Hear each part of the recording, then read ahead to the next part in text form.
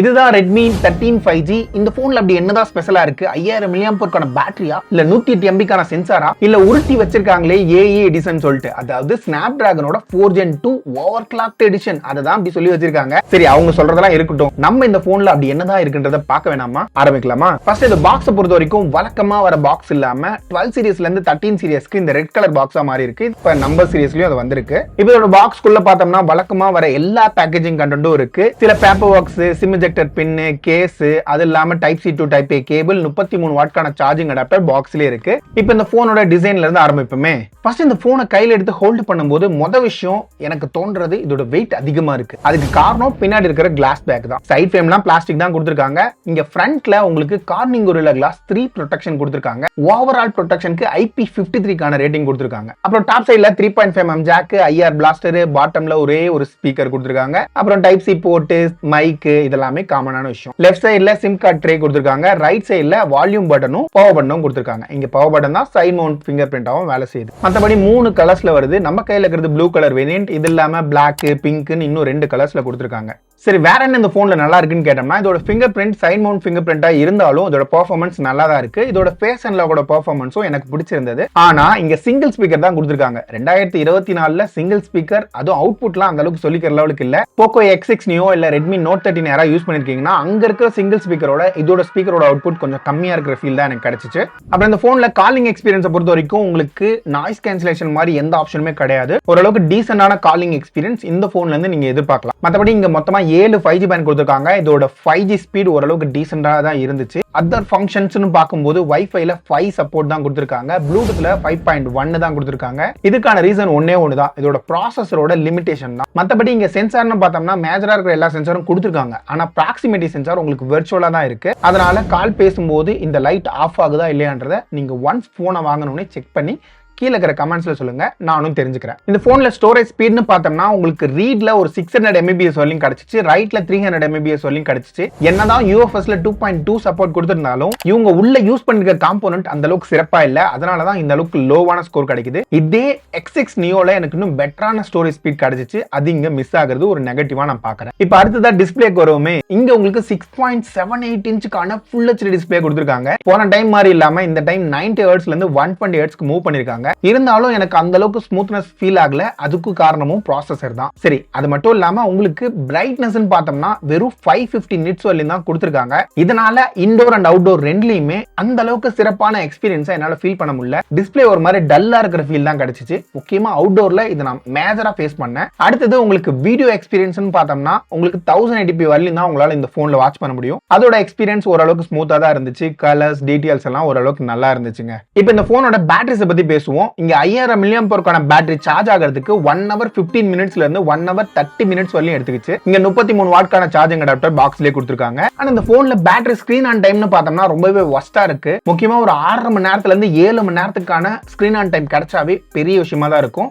முக்கியமா நீங்க மாடரேட்டா புஷ் பண்றீங்க அப்படின்னா. நான் யூஸ் பண்ண பேட்டரி சைக்கிளை நான் இங்க மென்ஷன் பண்றேன். எந்தெந்த அப்ளிகேஷன் எவ்வளவு பேட்டரி ட்ரைன் பண்ணுதுன்றதையும் இங்க மென்ஷன் பண்றேன். சரி, இப்போ இந்த 108 MB சென்சாருக்கு வருவோமே. நீங்க அந்த சென்சார் சைஸோட நேமிங்கான எக்ஸ்பெக்டேஷன் இல்லாம பாத்தீங்கன்னா இதோட அவுட்புட் வந்து ரொம்பவே நல்லா இருக்குன்னு சொல்லலாம். முக்கியமா இந்த 13000 ரூபாய் பிரைஸ் பாயிண்ட். இங்க கலர்ஸ்லாம் கொஞ்சமா பூஸ்ட் பண்ணி கொடுக்கும். இருந்தாலும் டீடைல்ஸ் எல்லாம் நல்லா தான் இருக்கு. ஹியூமனோட ஸ்கின் டோன்ஸ் மட்டும் கொஞ்சம் எல்லோவா இருக்கும். ஆனா பாக்குறதுக்கு அழகான பிக்சர்ஸ் தான் கிடைக்கும். சோசியல் மீடியால ரெடியா நீங்க அப்லோட் பண்ற லெவலுக்கு தான் போட்டோஸ் எல்லாம் வந்துச்சு. சரி, பேக் கேமராவோட பெர்ஃபார்மன்ஸ் லெவலுக்கு இந்த ஃப்ரண்ட் கேமரா இந்த அளவுக்கு பெர்ஃபார்ம் பண்ணணும்னு நீங்க நினைக்கிறீங்கன்னா ரொம்ப ரொம்ப ரொம்ப நல்லாவே இல்லைங்க. மோசமான பிக்சர்ஸ் தான் எடுக்குது. ஃபர்ஸ்ட் இதுல எடுக்கிற போட்டோஸோட கலர்ஸ்லாம் டோட்டலா அவுட் ஆகுது. ஸ்கின் டோன்ஸ் அவுட் ஆகுது. டீடைல்ஸ் சுத்தமாவே இல்ல. என்னடா கலர் டோன் இது அப்படின்ற லெவலுக்கு தான் இருந்துச்சு. மொத்தத்துல இந்த 13 MB சென்சார் சுத்தமா வேஸ்ட்னு சொல்லலாம். ஃப்ரண்ட் கேமரா நீங்க எதிர்பார்ப்பே வச்சுக்காதீங்க, நல்லாவே இல்ல. சரி, இப்ப வீடியோ சைடு வருவோமே. வீடியோ சைடுல உங்களுக்கு ஃப்ரண்ட் அண்ட் பேக் ரெண்டுலயுமே 1080p சப்போர்ட் வரலையும் தான் கொடுத்திருக்காங்க. சுத்தமா எடுபடல.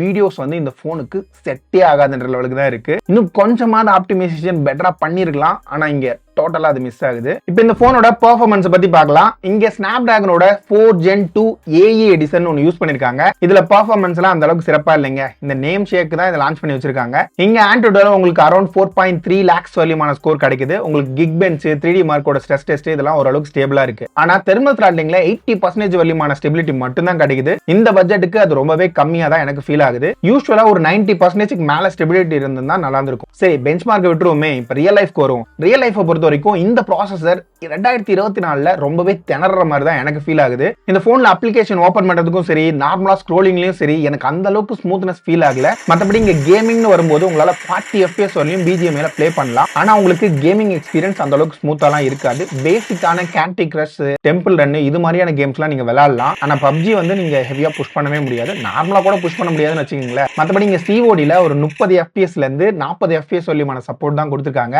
அங்கேயுமே லேக் அடிக்குது. அதனால சொல்ல வருது என்னன்னா, கேமிங்ல பெரிய அளவுக்கான எதிர்பார்ப்பு இந்த போன்ல வச்சுக்காதீங்க. சரி, இப்ப சாஃப்ட்வேர் பக்கம் வருவோமே. இங்க 2 வருஷத்துக்கான OS அப்டேட்டும் 4 வருஷத்துக்கான செக்யூரிட்டி பேட்ச் அப்டேட்டும் ப்ராமிஸ் பண்ணிருக்காங்க. பொதுவா 2+3 வருஷத்துக்கான OS அப்டேட் தான் தருவாங்க. இந்த டைம் இது சிறப்பா தான் இருக்கு. முக்கியமான விஷயம், ஹைப்பர் OS வந்து அவுட் ஆஃப் த பாக்ஸ்ல கொடுத்திருக்காங்க. இதுக்கு முன்னாடி போக்கோ X6 நியோல Android 13 தான் லான்ச் ஆயிருந்துச்சு. அது 2 வருஷத்துக்கான OS அப்டேட்னு சொல்லியிருந்தாங்க. இந்த போன்ல உங்களுக்கு Android 16 வரையுமான அப்டேட் வரும். அது ஒரு நல்ல விஷயம் தான். ஆனா இங்க எனக்கு ரொம்பவே பிடிக்காத விஷயம் என்னன்னா, ப்ளோட்வேர்ஸ் அள்ளி தெளிச்சு வச்சிருக்காங்க. இந்த முறை 60 அப்ளிகேஷன் மேலேயே போயிட்டு இருக்குது. வழக்கமா ஒரு 50-55 போயிட்டு இருக்கும். இந்த வருஷம் எல்லை மீறி போறீங்களேடா அப்படின்ற லெவலுக்கு தான் இதோட ப்ரீ இன்ஸ்டால் அப்ளிகேஷன்லாம் இருக்கு. அது மட்டும் இல்லாம ஏகப்பட்ட அட்வர்டைஸ்மெண்ட், புஷ் நோட்டிபிகேஷன் அடிச்சு தள்ளிட்டே போறாங்க. இதுக்கெல்லாம் ஒரு முடிவே இல்லையாடா அப்படின்ற லெவலுக்கு தான் எனக்கு ஒரு ஃபீல் ஆச்சு. இதை பத்தி நீங்க என்ன நினைக்கிறீங்கன்றத கீழே இருக்கிற கமெண்ட்ஸ்ல சொல்லுங்க. இருந்தாலும் ஒரு சில அப்ளிகேஷனை உங்களால அன்இன்ஸ்டால் பண்ண முடியும். அப்புறம் வேற என்ன, வழக்கமா வர ஹைப்பர் OS ஃபீச்சர் இதுல எக்கச்சக்கமா இருக்கு.